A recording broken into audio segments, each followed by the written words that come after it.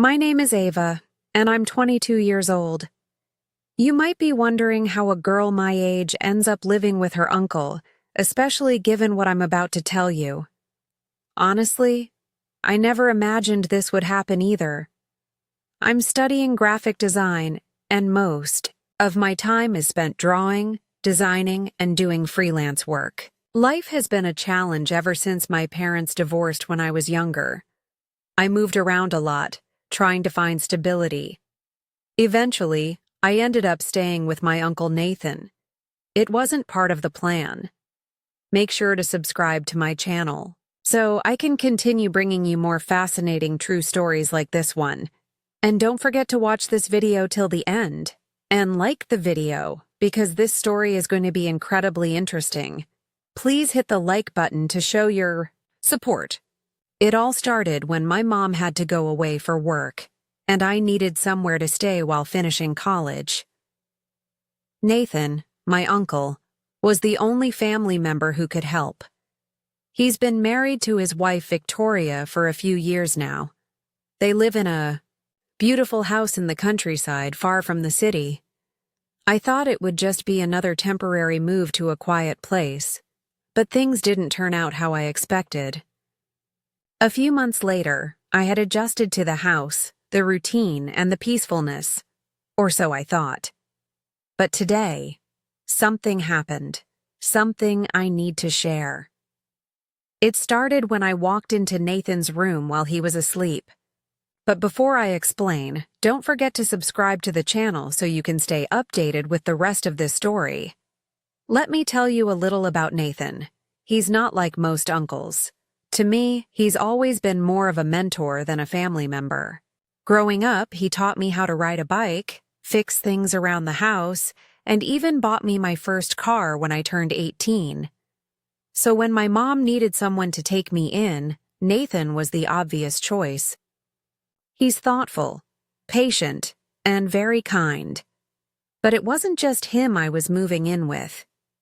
His wife Victoria had been in the picture for a while. They married 2 years ago, and at first I wasn't too sure about her. She's older than Nathan, and something about her made me feel like an outsider in their home. Initially, I stayed in the guest room at the far end of the house, trying not to intrude. Over time, things became less awkward, and Victoria started giving me advice on cooking, cleaning, and household matters. We weren't best friends, but it wasn't as tense as it was before. I thought things were getting better. But recently, I've noticed something I can't explain. The more time I spent with Nathan, the more I felt drawn to him. His smiles, the occasional touch of his hand, and the way he would look at me when he thought I wasn't paying attention. It felt different. I couldn't ignore it. A tension between us began to build an energy that was impossible to escape. I know what you're thinking, Ava. What are you talking about? He's your uncle. It sounds crazy.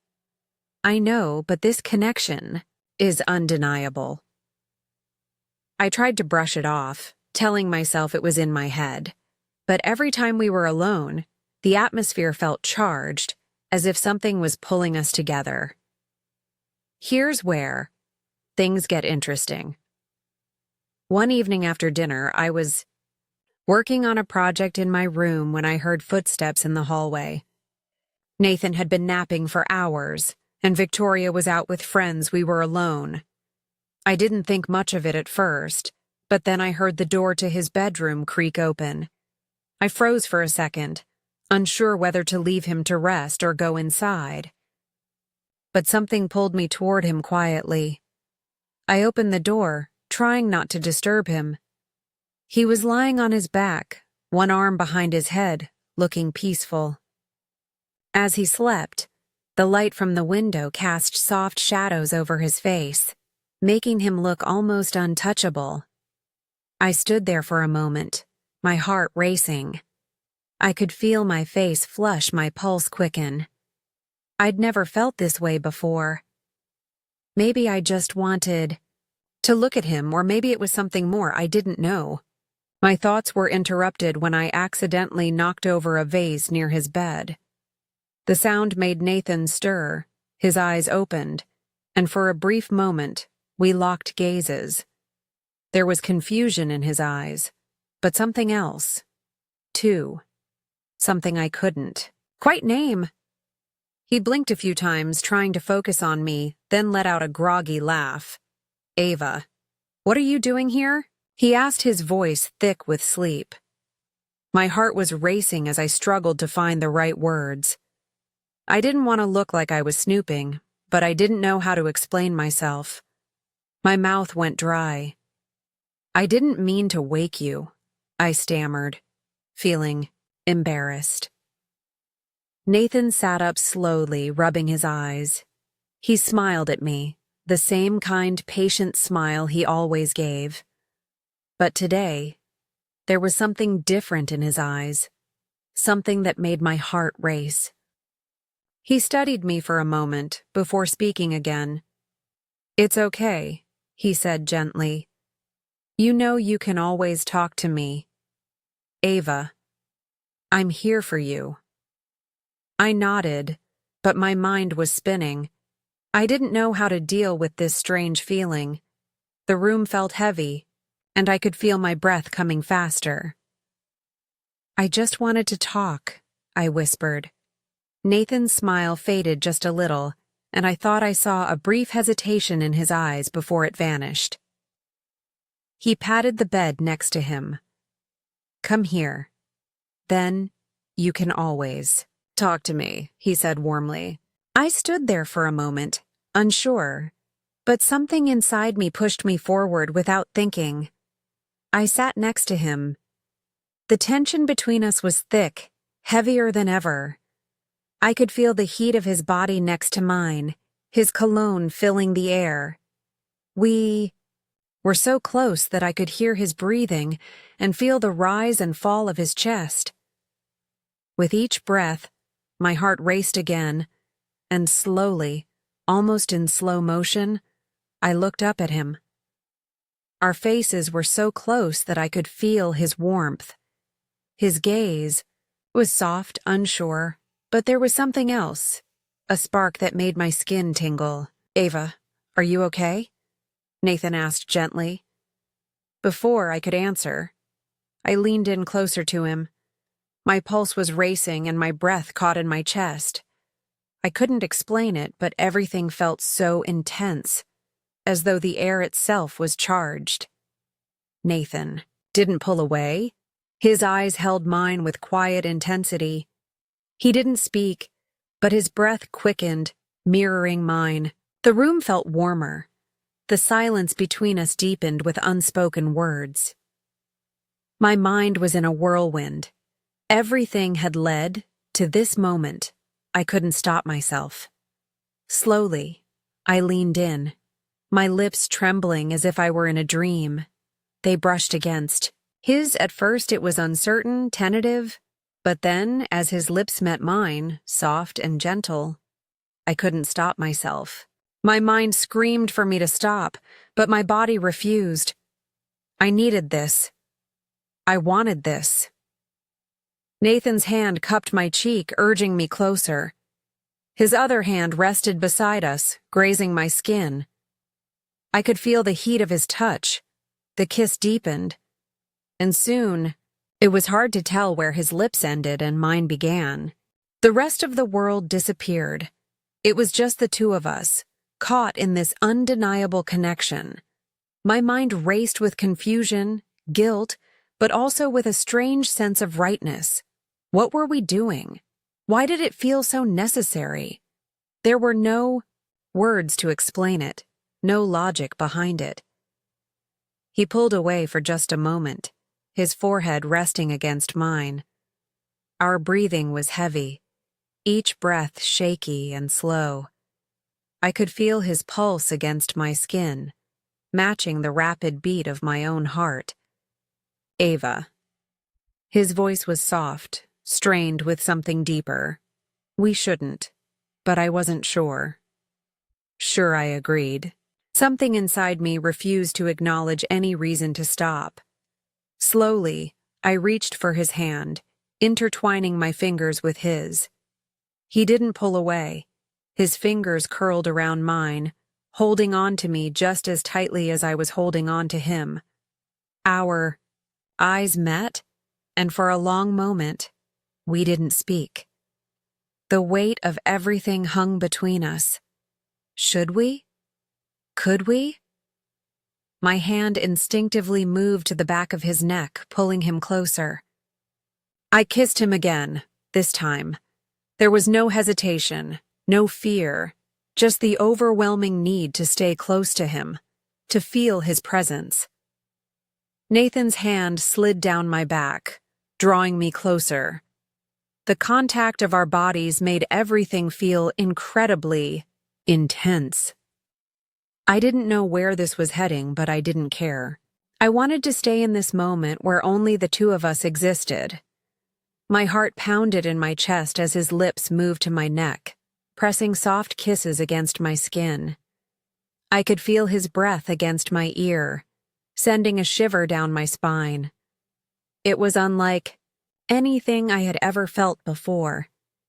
Intimate, consuming, and deeply wrong, yet thrilling in a way I couldn't explain. "You're sure about this?" he murmured against my skin, his voice thick with desire. "I don't want to hurt you." I closed my eyes, trying to find my voice. Everything inside me screamed to stop, to pull away, but I couldn't. The longing was too strong, the need too powerful. Didn't want to think anymore, didn't want to question anything. I just wanted to be with him, I'm sure, I whispered. My hands moving over his chest, feeling the warmth of his skin beneath my fingertips. "I want this, Nathan. I want you." His lips found mine again, and this time the kiss was deeper, more urgent. There was no turning back now. The world outside of this room didn't matter. There was only the way he made me feel, desired, needed, and alive in a way I had never experienced before. The room seemed to close in around us, the light dimming as the intensity of our connection grew. Every touch, every kiss felt like a promise of something more, something neither of us fully understood, but we're both ready to explore. I could feel his heartbeat steady against mine, syncing with the rhythm of my own. And even though part of me still fought against the reality of what was happening, a much larger part of me surrendered completely. It wasn't just kissing anymore. It was more than that. It was a connection I couldn't explain, a bond that went beyond words. "I've wanted this for so long," Nathan whispered, his breath warm against my lips. Could barely comprehend his words as my hands roamed over him, feeling the muscles beneath his skin, the heat of him, the way he responded to me. But there was no turning back now. There was only the pull between us drawing us closer, in a way neither of us had expected. Time seemed to stand still as we lost ourselves in each other, in the quiet rhythm of our kisses, the warmth of our touches. And for the first time, everything felt right. In the stillness of the room, we were no longer just uncle and niece. We were two people bound by something deeper, something more intense than anything I had ever known. The air between Nathan and me hung thick with tension, neither of us moving, neither of us speaking. The silence was suddenly shattered by the sound of the front door opening downstairs. We froze. My heart raced and I quickly pulled away from Nathan, panic flooding my chest. What had we just done? What was happening between us? The guilt washed over me, but it was mingled with something else. Desire I couldn't ignore. I felt trapped between the moment we had just shared and the reality that we were entangled in something we couldn't easily undo. Nathan didn't move right. Away. His eyes were locked on mine. but his expression was unreadable. I could feel the heat between us, the lingering closeness that hadn't yet dissipated. "Ava," he whispered, his voice strained before he could say anything more. The sound of footsteps echoed up the stairs. Nathan heard a voice I immediately recognized. My heart sank. It was Victoria. I quickly jumped off the bed, my breath quick and shallow. I didn't know what to do. My mind raced in every direction, but I couldn't think of a way out of this. Was I really going to face her after what had just happened?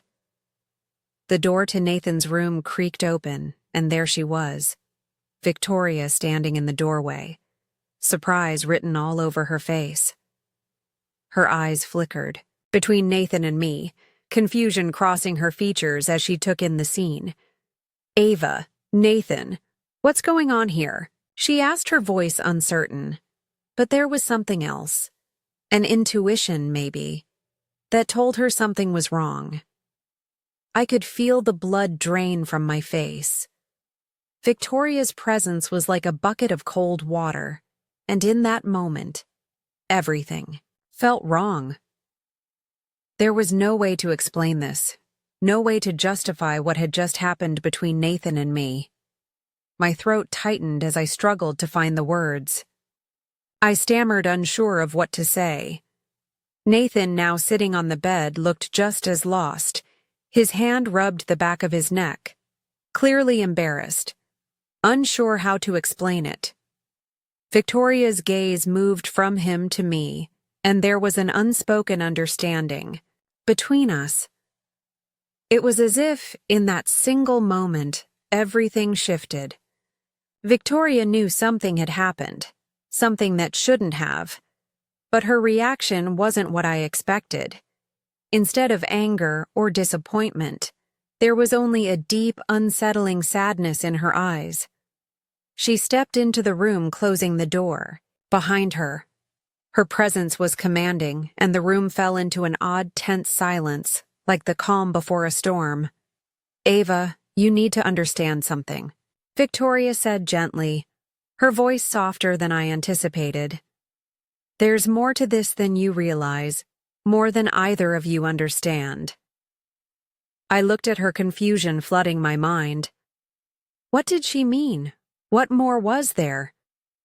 The silence lingered even after Victoria left. Her words hung in the air, leaving a mark on both of us despite all the confusion. Her calm understanding and offer of guidance gave me something unexpected. Hope. Victoria wasn't angry. She didn't cast us aside. Instead, she gave us a chance that felt fragile and uncertain, but still there. I glanced at Nathan. His face was a mixture of guilt and confusion, and something else I couldn't quite identify. He was avoiding my gaze, his hands nervously rubbing together.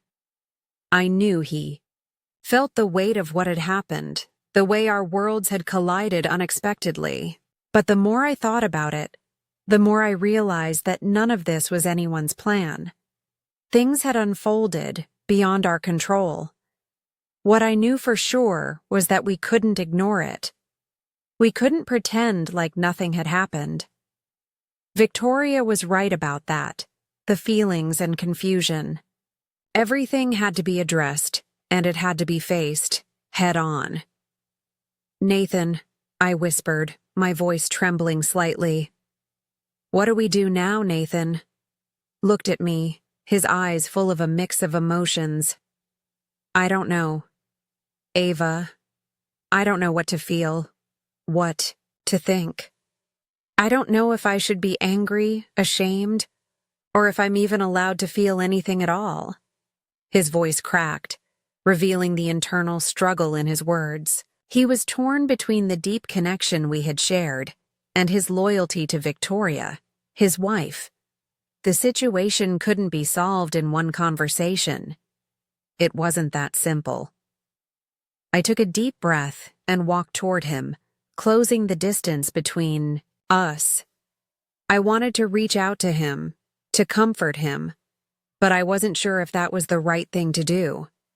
I didn't know what was right anymore. "I don't think we'll figure everything out right now," I said softly. "But I think we need to talk, to be honest with each other. This is too complicated to ignore." Nathan nodded slowly, his expression serious, but not angry. "Yeah, I know. I don't know where to start." I took his hand, the touch both comforting and charged with unspoken emotion. "We start by admitting what happened, what we felt, what we still feel, and then we figure out what comes next."